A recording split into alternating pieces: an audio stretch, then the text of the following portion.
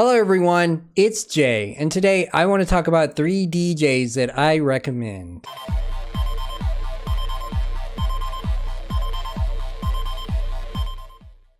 Now these are DJs in the techno and EDM world that also influence my work, whether it be mixing or producing. Plugging my next track here. My next track, Contact, releases on June 29th. I would highly suggest checking that out on Spotify whenever it releases. Enough of the plugging. Had to do that, but if you happen to like my content, make sure to like, share, and subscribe, and let's get started into the video. Starting out with number 1 on the list, Amelie Lens. Hopefully I'm pronouncing that correctly. This girl is crazy good at mixing, but also producing with her songs. A lot of her songs are just amazingly good, and I look up to this woman. She is somebody that I really look up to in the techno atmosphere. Her live performances are full of movement, which makes you fall in love with her artistic style. She can make the crowd move with her in harmony and also with the beat. One example of this would be whenever she performed at the Atonium in Belgium. Now that live performance was amazing, and I absolutely loved it. The beginning of that performance gets me every single time hooked. Now, the further back you go with her performances, she was more mellow with her music selection, but in her most recent performances, you can tell she's going more industrial with her music style. So it's quite interesting to see her mix these two styles together. But even then, she still gets the crowd going and just jumping out up in the air for her. I would recommend finding her on Spotify or YouTube. I will leave a link in the description to her Spotify account. She is somebody that you want to watch out for, definitely. And before I stop talking about her, my favorite live performance from her was whenever she was in the tunnel. It's just so amazing to see all the lights go around her. It's insane. It's one of the best live performances I've seen.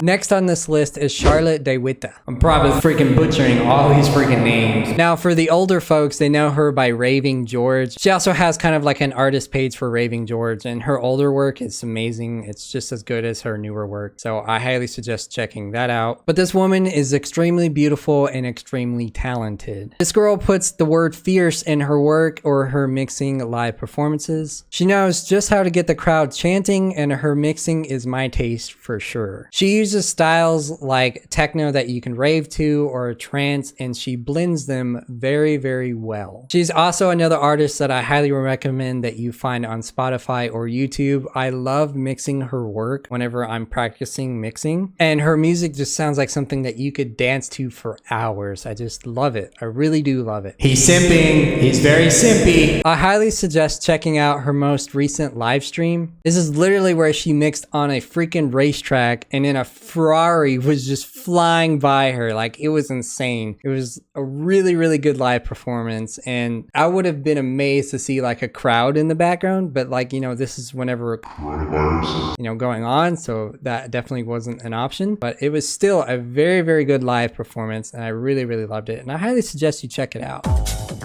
That live performance also pushed me to do more with my music career and do more with my mixing. And the last one I want to talk about is deadmau5. Is it deadmau5 or deadmau5? I don't know. I remember the kids used to say deadmau5 way back in the day. I remember that, but it's actually deadmau5. I know, basic bitch talking about deadmau5. But I have to say that he set a new trend in the techno world, and it really changed the game. A big part of EDM is thanks to him, and before him, trance and hardstyle were the major go-to, at least for me anyways. deadmau5 will always be my top DJ and producer. His freaking studio is outrageously insane. His nerdy tech side drew me to his music, and at times I catch myself watching interviews, and also when he came on H3H3 podcast. Be a regular at this club in Toronto called the Cabana. If you can't tell, I am reading off of notes up here, so that's why I'm so monotone. I love a lot of his older work because it has that house trance vibe, but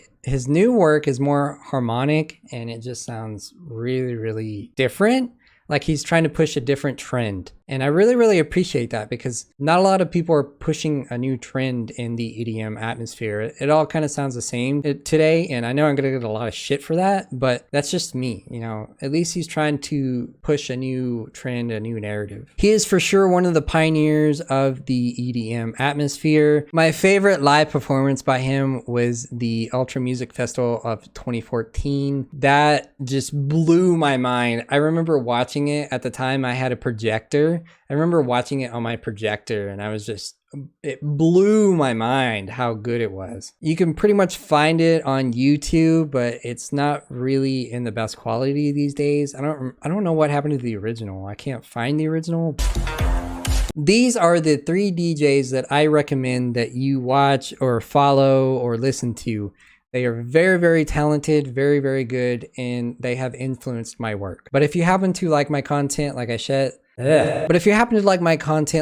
the beginning, make sure to like, share, and subscribe, and that will be the end of my video. Very, very short video, but I just wanted to express how I feel about these artists.